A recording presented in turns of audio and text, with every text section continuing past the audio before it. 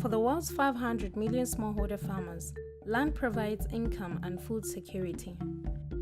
Women farmers with strong inheritance rights and land in their own name have been shown to have more prosperous and healthy families. Early in the morning, it's the woman who goes in the field.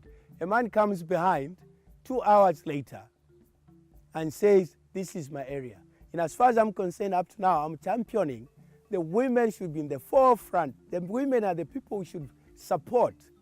In Zambia's Eastern Province, USAID is working with traditional leaders and through local partners to strengthen the land rights of thousands of households, putting women at the center of this process.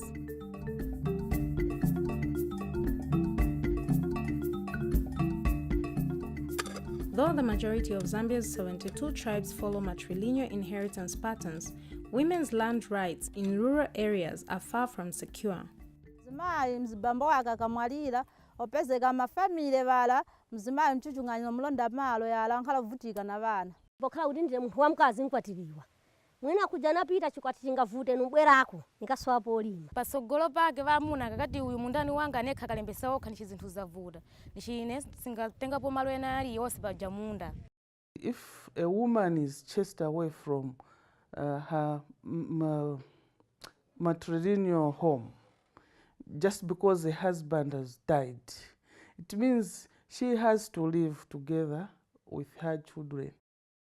You know, chiefdoms are in rural areas where most of the women are the ones who are actually doing the work. Most of them stopped their school in grade 2, grade 5, and they got married.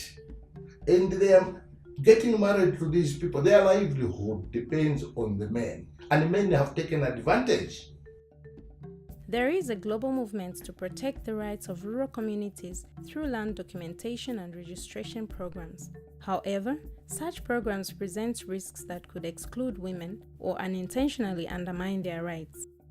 In Zambia, USAID is ensuring that women's land rights are enhanced both by monitoring and adapting interventions and by supporting traditional leaders to be advocates for women's land rights.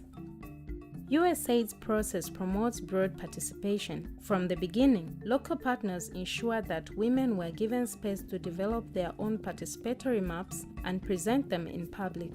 Early on, USAID noted limited participation of women in mapping and registration.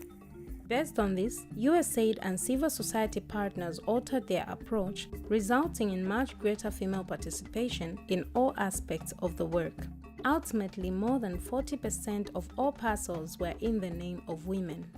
Pa certificate panga naikapo zina yaine unkhala landholder, seconded by my daughter. Wachitatu ni family yanga naikapo about 3 families. Ninankhala okondwera kuti napezekako muvala ndi certification kozi vititeteza kuti wina munthu abwera kupokeni malo songa tiwankhala na certificate uzankhala otetezedwa wina sangabwere kupoka malo yako. Women were also integrated into the establishment of village land committees and often stepped immediately into leadership roles. Amayambana kulimbirana malo, sometimes it's about 2 meters, wina angena kuli muzake, so those my reports yamanibwerera as a VLC secretary. Cultural norms around women's rights will not change just through a name on a document. Equality requires active engagement of leaders, both men and women. Zambia's chiefs have become champions of combating gender-based violence and early childhood marriage. Increasingly, they are advocates for women's land rights. Now, we are putting in measures that will protect these women. First, we are also encouraging them to apply for their own land. Men and women can acquire land in my chiefdom because I look at them as equal partners. Apa tivera bwino chifukwa choti pali signature ya mambo kairi amambo ndiwo bene bake baziko mogalino ati chief tenancy mukanda pamene pali signature yawo ise timakhalawo masuka ndipo overa bwino nena kuti chasindikizidwa na munthu wamkulu.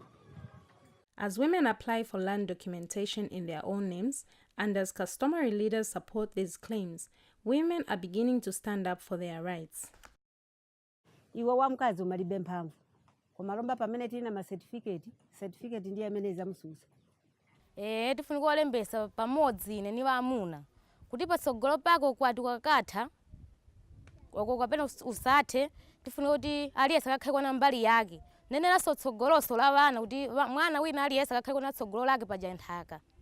Upambana kuti tizichita ine nikafa vana asikadonserana. Koma yapa na ine ndino wokondwa chifukwa chokuti inu lomba mwakhala nkhoswe zanga zosira vana vaja ufulu. Ine olonipite nizoti nasiya nkhoswe nchani ni vimapepala. As Land Alliance, we are saying land is life because we know that every livelihood comes from land. If a person is empowered with land, they are able to work out from their land and produce income for their own livelihoods. Wili yonse kuti nabika pamunda wanga pantomba nishiwa kuti ni wanga palibe wamene asanilanda.